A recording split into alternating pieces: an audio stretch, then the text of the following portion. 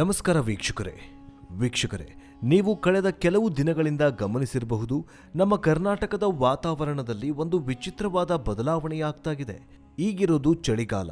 November ಕೊನೆ ವಾರ ಅಥವಾ ಡಿಸೆಂಬರ್ ಆರಂಭ ಅಂದರೆ ಬೆಳಗ್ಗೆ ಮತ್ತು ಸಂಜೆ ಮೈಕೊರೆಯುವ ಚಳಿ ಇರಬೇಕು, ಮಧ್ಯಾಹ್ನ ಸ್ವಲ್ಪ ಬಿಸಿಲಿರಬೇಕು.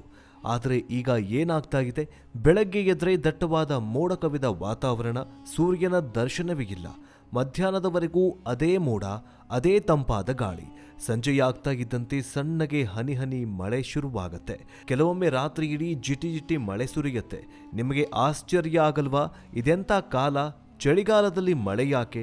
ಅದರಲ್ಲೂ ಇಷ್ಟು ಥಂಡಿ ಇರುವಾಗ ಮಳೆ ಬಂದರೆ ಅದು ಆರೋಗ್ಯಕ್ಕೆ ಎಷ್ಟು ಹಾನಿಕಾರಕ ಗೊತ್ತಾ? ಇದೆಲ್ಲ ಯಾಕೆ ಆಗ್ತಾ ಇದೆ? ಪ್ರಕೃತಿ ನಮಗೆ ಏನಾದರೂ ಮುನ್ಸೂಚನೆ ನೀಡ್ತಾ ಇದೆಯಾ? ಏನಿದು ಪ್ರಕೃತಿ ವಿಕೋಪದ ಆರಂಭನ? ಎಲ್ಲ ಪ್ರಶ್ನೆಗಳಿಗೆ ಉತ್ತರ ಬಂಗಾಳ ಕೊಲ್ಲಿಯಲ್ಲಿ ಸೃಷ್ಟಿಯಾಗಿರುವ ಒಂದು ಶಕ್ತಿಶಾಲಿ ಚಂಡಮಾರುತ. ಅದರ ಹೆಸರೇ ಸೈತಾನ್ ಸೇನ್ಯಾರ್ ಚಂಡಮಾರುತ. ಹೌದು ವೀಕ್ಷಕರೇ, ಬಂಗಾಳ ಕೊಲ್ಲಿಯಲ್ಲಿ ಉಂಟಾಗಿರುವ ವಾಯುಭಾರ ಕುಸಿತವು ಈಗ ತೀವ್ರಗೊಂಡು ಒಂದು ಚಂಡಮಾರುತವಾಗಿ ಬದಲಾವಣೆಯಾಗಿದೆ. ಈ ಸೆನ್ಯಾರ್ ಚಂಡಮಾರುತವು ತಮಿಳುನಾಡು ಮತ್ತು ಆಂಧ್ರ ಪ್ರದೇಶದ ಕರಾವಳಿಗೆ ಅಪ್ಪಳಿಸುವ ಸಾಧ್ಯತೆ ಇದೆ ಅಂತ ಹವಾಮಾನ ಇಲಾಖೆ ಈಗಾಗಲೇ ಎಚ್ಚರಿಕೆಯನ್ನ ಕೊಟ್ಟಿದೆ.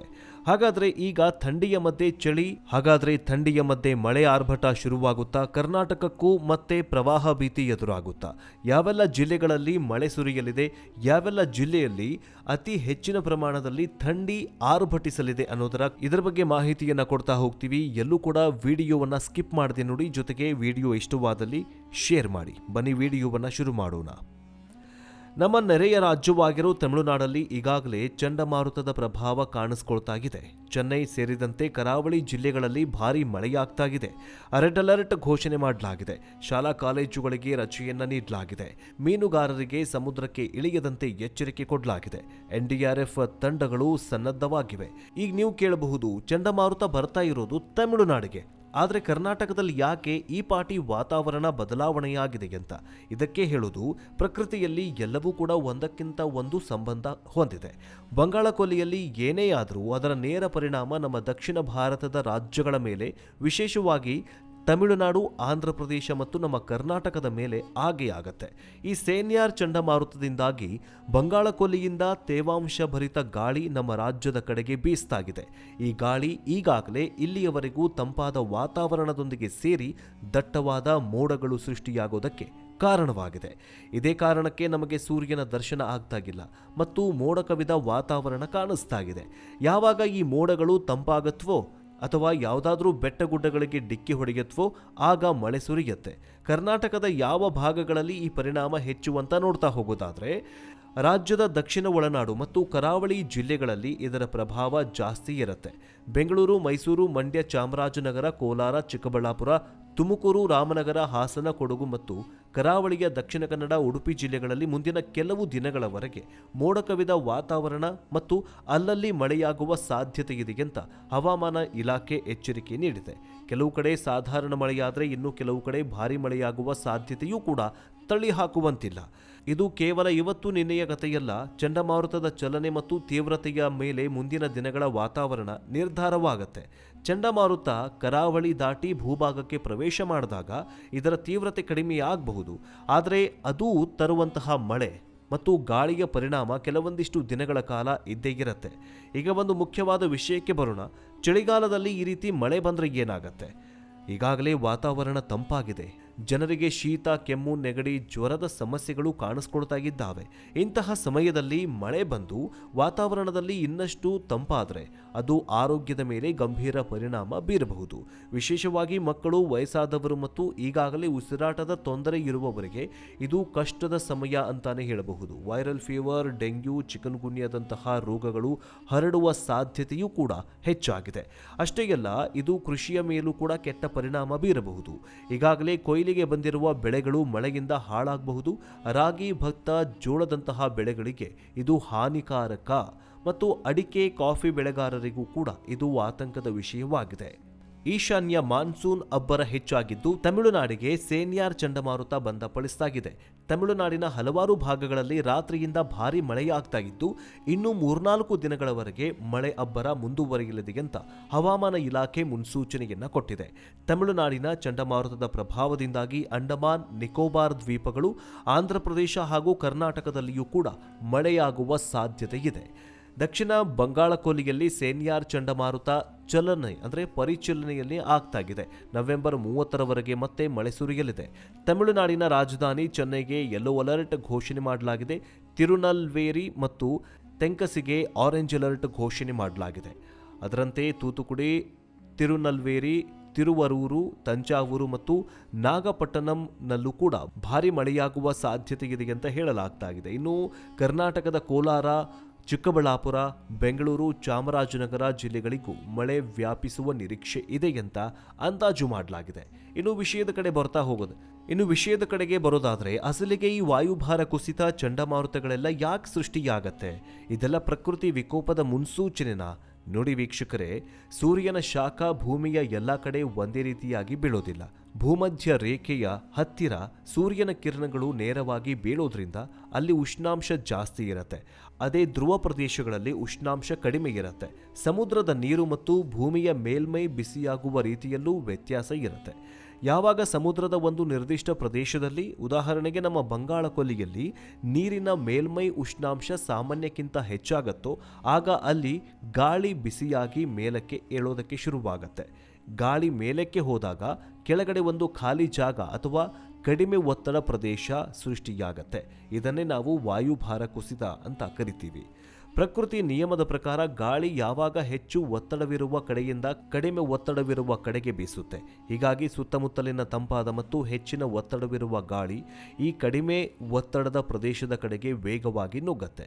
ಹೀಗೆ ನುಗ್ಗುವಾಗ ಭೂಮಿ ಪರಿಭ್ರಮಣೆಯಿಂದಾಗಿ ಈ ಗಾಳಿ ಸುಳಿಯಾಗಿ ಚಂಡಮಾರುತವಾಗಿ ಬೀಸೋದಕ್ಕೆ ಶುರುವಾಗತ್ತೆ. ಇನ್ನು ಬಂಗಾಳ ಕೊಲ್ಲಿ ಮತ್ತು ಅರಬ್ಬಿ ಸಮುದ್ರದಲ್ಲಿ ಚಂಡಮಾರುತಗಳು ಸೃಷ್ಟಿಯಾಗುವುದೇನು ಹೊಸದೇನಲ್ಲ. ವಿಶೇಷವಾಗಿ ಮುಂಗಾರು ಪೂರ್ವ ಅಂದರೆ ಏಪ್ರಿಲ್, ಮೇ ಮತ್ತು ಮುಂಗಾರು ನಂತರ ಅಕ್ಟೋಬರ್, ಡಿಸೆಂಬರ್ ಅವಧಿಯಲ್ಲಿ ಇವು ಸಾಮಾನ್ಯವಾಗಿರುತ್ತೆ. ಆದರೆ ಇತ್ತೀಚಿನ ವರ್ಷಗಳಲ್ಲಿ ನಾವು ಗಮನಿಸ್ತಾ ಇರುವ ಒಂದು ಆತಂಕಕಾರಿ ಬೆಳವಣಿಗೆ ಎಂದರೆ ಈ ಚಂಡಮಾರುತಗಳ ಸಂಖ್ಯೆ ಮತ್ತು ತೀವ್ರತೆ ಹೆಚ್ಚಳವಾಗ್ತಾ ಇದೆ. ಇದಕ್ಕೆ ಪ್ರಮುಖ ಕಾರಣ ಜಾಗತಿಕ ತಾಪಮಾನ ಏರಿಕೆ ಮತ್ತು ಹವಾಮಾನ ಬದಲಾವಣೆ ಅಂದರೆ ಕ್ಲೈಮೇಟ್ ಚೇಂಜ್. ಮನುಷ್ಯನ ಚಟುವಟಿಕೆಗಳಿಂದಾಗಿ ವಾತಾವರಣದಲ್ಲಿ ಹಸಿರುಮನೆ ಅನಿಲಗಳ ಪ್ರಮಾಣ ಹೆಚ್ಚಾಗ್ತಾ ಇದೆ. ಇದರಿಂದ ಭೂಮಿಯ ಉಷ್ಣಾಂಶ ಏರ್ತಾ ಇದೆ. ಪರಿಣಾಮ ಸಮುದ್ರದ ನೀರಿನ ಉಷ್ಣಾಂಶವೂ ಕೂಡ ಹೆಚ್ಚಾಗ್ತಾ ಇದೆ.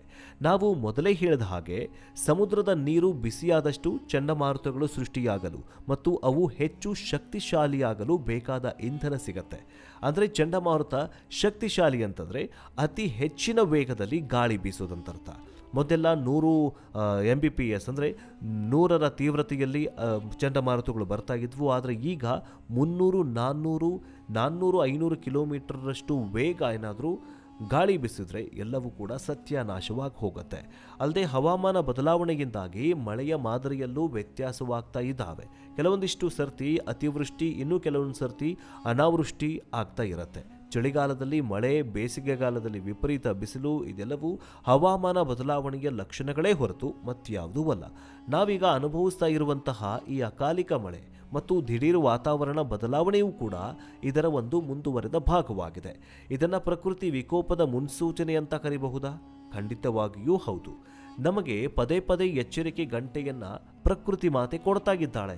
ನಾವು ಅಭಿವೃದ್ಧಿಯ ಹೆಸರಲ್ಲಿ ಪ್ರಕೃತಿಯ ಮೇಲೆ ನಡೆಸ್ತಾ ಇರುವಂತಹ ದೌರ್ಜನ್ಯ ಈಗ ತಿರುಗೇಟು ಕೊಡೋದಕ್ಕೆ ಶುರು ಮಾಡಿದೆ. ಕಾಡುಗಳ ನಾಶ, ಹೆಚ್ಚುತ್ತಾ ಇರುವ ಅಭಿವೃದ್ಧಿ, ಹೀಗೆಲ್ಲ ಕೈಗಾರಿಕೆಗಳಿಂದ ಹೊರಸೂಸುವ ಮಾಲಿನ್ಯ, ಪ್ಲಾಸ್ಟಿಕ್ ಬಳಕೆ, ಇದೆಲ್ಲವೂ ಕೂಡ ಪರಿಸರದ ಸಮತೋಲನವನ್ನು ಹಾಳು ಮಾಡ್ತಾ ಇದೆ. ನಾವು ಈಗಲೇ ಎಚ್ಚೆತ್ತುಕೊಳ್ಳದೆ ಹೋದರೆ ಭವಿಷ್ಯದಲ್ಲಿ ಇಂತಹ ಪ್ರಕೃತಿ ವಿಕೋಪಗಳು ಇನ್ನಷ್ಟು ಹೆಚ್ಚಾಗುವ ಮತ್ತು ಇನ್ನಷ್ಟು ಭೀಕರವಾಗುವ ಸಾಧ್ಯತೆ ಇದೆ. ಚಂಡಮಾರುತಗಳು, ಪ್ರವಾಹ, ಬರಗಾಲ, ಕಾಡ್ಗಿಚ್ಚು ಸಾಮಾನ್ಯವಾಗಿರಬಹುದು. ಇದು ಕೇವಲ ಆರ್ಥಿಕ ನಷ್ಟ ಮಾತ್ರವಲ್ಲ, ಮಾನವನ ಅಸ್ತಿತ್ವಕ್ಕೆ ಕಂಟಕವಾಗಬಹುದಾಗಿದೆ. ಹಾಗಾದ್ರೆ ನಾವೇನ್ ಮಾಡ್ಬೇಕ್ರಿ? ಮೊದಲನೇದಾಗಿ ಹವಾಮಾನ ಇಲಾಖೆ ನೀಡುವ ಮುನ್ಸೂಚನೆ ಮತ್ತು ಎಚ್ಚರಿಕೆಗಳನ್ನು ಗಂಭೀರವಾಗಿ ಪರಿಗಣಿಸಬೇಕು. ಸರ್ಕಾರ ಮತ್ತು ಜಿಲ್ಲಾಡಳಿತ ನೀಡುವಂತಹ ಸೂಚನೆಗಳನ್ನು ಪಾಲಿಸಬೇಕು. ಆರೋಗ್ಯದ ಬಗ್ಗೆ ಎಚ್ಚರಿಕೆ ವಹಿಸಬೇಕು. ತಂಪಾದ ವಾತಾವರಣ ಮತ್ತು ಮಳೆಯಿಂದ ರಕ್ಷಿಸಿಕೊಳ್ಳುವುದಕ್ಕೆ ಬೆಚ್ಚಗಿನ ಬಟ್ಟೆಗಳನ್ನು ಧರಿಸಿಕೊಳ್ಳಬೇಕು. ಬಿಸಿ ನೀರು ಕುಡಿಯೋದು, ಶುದ್ಧ ಮತ್ತು ಬಿಸಿ ಆಹಾರವನ್ನು ಸೇವಿಸುವುದು ಒಳ್ಳೆಯದಾಗಿದೆ. ಇನ್ನು ಮಕ್ಕಳು ಮತ್ತು ವಯಸ್ಸಾದವರ ಬಗ್ಗೆ ವಿಶೇಷವಾಗಿ ಕಾಳಜಿಯನ್ನು ವಹಿಸಬೇಕು. ಜೊತೆಗೆ ಜ್ವರ, ನೆಗಡಿ, ಕೆಮ್ಮು ಕಾಣಿಸ್ಕೊಂಡ್ರೆ ತಕ್ಷಣ ವೈದ್ಯರನ್ನ ಸಂಪರ್ಕಿಸಬೇಕು. ಇನ್ನು ಸೇನಿಯಾರ್ ಚಂಡಮಾರುತ ಕೇವಲ ಒಂದು ನೈಸರ್ಗಿಕ ಘಟನೆಯಲ್ಲ, ಇದೊಂದು ಪಾಠ. ಪ್ರಕೃತಿಯ ಮುಂದೆ ನಾವೆಲ್ಲ ಎಷ್ಟು ಚಿಕ್ಕವರು, ಅದರ ಕೋಪಕ್ಕೆ ತುತ್ತಾದರೆ ನಮ್ಮ ಗತಿ ಏನಾಗಬಹುದು ಎಂಬುದನ್ನು ಅದು ನಮಗೆ ತೋರಿಸಿಕೊಡುತ್ತೆ. ಈ ಪಾಠವನ್ನು ನಾವು ಕಲಿಬೇಕು. ಪ್ರಕೃತಿಯನ್ನು ಗೌರವಿಸೋಣ ಮತ್ತು ನಮ್ಮ ಭವಿಷ್ಯವನ್ನು ಸುರಕ್ಷಿತವಾಗಿರಿಸಿಕೊಳ್ಳೋಣ. ಸದ್ಯದ ಪರಿಸ್ಥಿತಿಯಲ್ಲಿ ಎಲ್ಲರೂ ಕೂಡ ಸುರಕ್ಷಿತವಾಗಿರಿ, ಎಚ್ಚರಿಕೆಯಿಂದ ಇರಿ. ಯಾಕಂತಂದರೆ ಸೇನಿಯಾರ್ ಚಂಡಮಾರುತದ ಪ್ರಭಾವ ಜಾಸ್ತಿ ಆಗಿರೋದ್ರಿಂದಾಗಿ ಈಗ ಪ್ರದೇಶ ಮತ್ತು ತಮಿಳುನಾಡು ರಾಜ್ಯಗಳಲ್ಲಿ ಮಾತ್ರ ಈ ಚಂಡಮಾರುತದ ಪ್ರಭಾವ ಇದೆ ಅಂತ ಹೇಳಲಾಗ್ತಾ ಇತ್ತು. ಆದರೆ ಈಗ ಸಮಯ ಕಳೀತಾ ಇದ್ದ ಹಾಗೆ ಕರ್ನಾಟಕಕ್ಕೂ ಕೂಡ ಈ ಸೇನಿಯಾರ್ ಚಂಡಮಾರುತ ಬಂದಪ್ಪಳಿಸುವ ಸಾಧ್ಯತೆ ಇರೋದ್ರಿಂದಾಗಿ 3-4 ಸ್ಥಳಗಳಿಗೆ ಈಗಾಗಲೇ IMD ಎಚ್ಚರಿಕೆಯನ್ನು ಕೊಟ್ಟಿದೆ. ಚಿಕ್ಕಬಳ್ಳಾಪುರ, ಹಾಸನ, ಮಂಡ್ಯ, ಬೆಂಗಳೂರು ಗ್ರಾಮಾಂತರ ಈ ಎಲ್ಲ ಪ್ರದೇಶಗಳಲ್ಲಿ ಭಾರಿ ಪ್ರಮಾಣದಲ್ಲಿ ಮಳೆಯಾಗುವ ಸಾಧ್ಯತೆ ಇದೆ ಅಂತ ಈಗಾಗಲೇ ಹವಾಮಾನ ಇಲಾಖೆ ಮುನ್ಸೂಚನೆಯನ್ನು ಕೊಟ್ಟಿದೆ. ಆದರೆ ಈ ಕ್ಷಣದವರೆಗೆ ಎಲ್ಲೂ ಕೂಡ ಮಳೆ ಆಗಿಲ್ಲ. ಮಳೆ ಬಿದ್ದರೆ ರಾತ್ರಿ ಹೊತ್ತು ಮಳೆ ಬೀಳಬಹುದು. ಆದರೆ ಈ ಒಂದು ಚಂಡಮಾರುತದ ಪ್ರಭಾವ ಕರ್ನಾಟಕ ಅಂದರೆ ದಕ್ಷಿಣ ಭಾರತದ ಎಲ್ಲ ರಾಜ್ಯಗಳ ಮೇಲೆ ಪರಿಣಾಮ ಬೀರುವ ಸಾಧ್ಯತೆ ಇದೆ ಅಂತಲೇ ಹೇಳಬಹುದು. ಈಗ ನಿಮ್ಮ ಊರಲ್ಲಿ ಚಳಿ ಜಾಸ್ತಿ ಇದೆಯಾ, ಅಥವಾ ಮಳೆ ಏನಾದರೂ ಆಗ್ತಾ ಇದೆಯಾ, ಅಥವಾ ಮಳೆಯ ವಾತಾವರಣ ಏನಾದರೂ ಇದೆಯಾ? ಕಮೆಂಟ್ ಮೂಲಕ ತಿಳಿಸಿ. ಮುಂದಿನ ಅಪ್ಡೇಟ್ನೊಂದಿಗೆ ಬೇಗ ವಾಪಸ್ ಬರ್ತೀವಿ. ನೋಡ್ತಾ ಇರಿ ಡಿಜಿಟಲ್ ನ್ಯೂಸ್ ಕನ್ನಡ. ಜೈ ಹಿಂದ್, ಜೈ ಕರ್ನಾಟಕ.